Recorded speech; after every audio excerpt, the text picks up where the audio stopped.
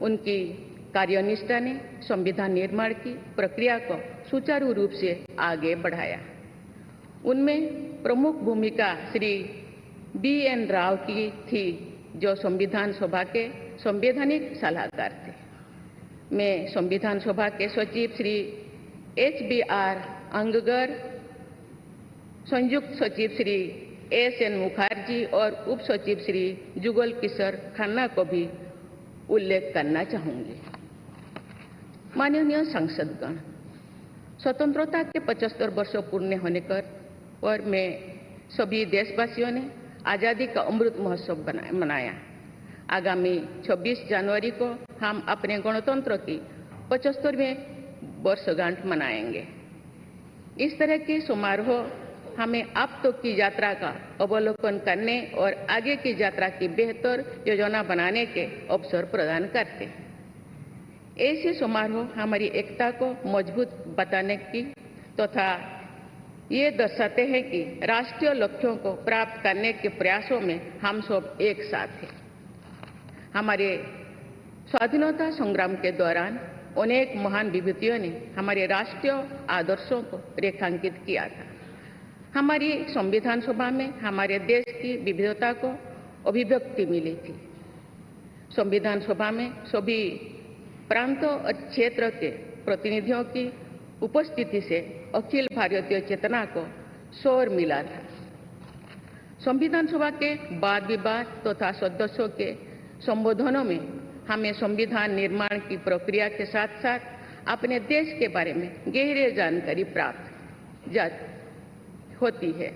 आज जिन पुस्तकों का विमोचन किया गया तथा जो शॉर्ट फिल्म्स दिखाई गई, उनमें लोगों को हमारे संविधान निर्माण के गौरवशाली इतिहास का परिचय प्राप्त होगा। एक अर्थ में भारत का संविधान कुछ महानतम मेधावी लोगों द्वारा लगभग 3 वर्षों के विचार विमर्श का परिणाम था, लेकिन सही अर्थ में ये हमारे लंबे स्वाधीनता संग्राम का परिणाम था। उस अतुलनीय राष्ट्रीय आंदोलन के आदर्शों को संविधान में अत्यंत महत्वपूर्ण स्थान दिया गया। उन आदर्शों को सुस्पष्ट और संक्षिप्त रूप से संविधान की प्रस्तावना में व्यक्त किया गया है। ये आदर्श है न्याय, स्वतंत्रता, समता और बंधुता। ये आदर्श सदियों से भारत को परिभाषित करते रहे हैं। संविधान की प्रस्तावना में उल्लिखित आदर्श एक दूसरे के पूरक है। समग्र रूप से ये सभी आदर्श ऐसा वातावरण उपलब्ध कराते हैं जिसमें हम नागरिक को फूलते फलते समाज में योगदान देने तथा साथी नागरिकों की मदद करने का अवसर मिलता है। माननीय संसदगण, संविधान की भावना के अनुसार कार्यपालिका, विधायिका और न्यायपालिका का यह दायित्व है कि वे सामान्य लोगों के जीवन को सुगम बनाने के लिए मिलजुल कर काम करें। संसद द्वारा पारित किए गए अनेक अधिनियमों से जन आकांक्षाओं को अभिव्यक्ति मिली है। देश के आर्थिक एकीकरण के लिए स्वतंत्रता के बाद का सबसे बड़ा टैक्स सुधार गुड्स एंड सर्विसेज टैक्स को के रूप में किया गया है। वर्ष 2008 में राष्ट्रीय पिछड़ा वर्ग आयोग को संवैधानिक दर्जा प्रदान किया गया है।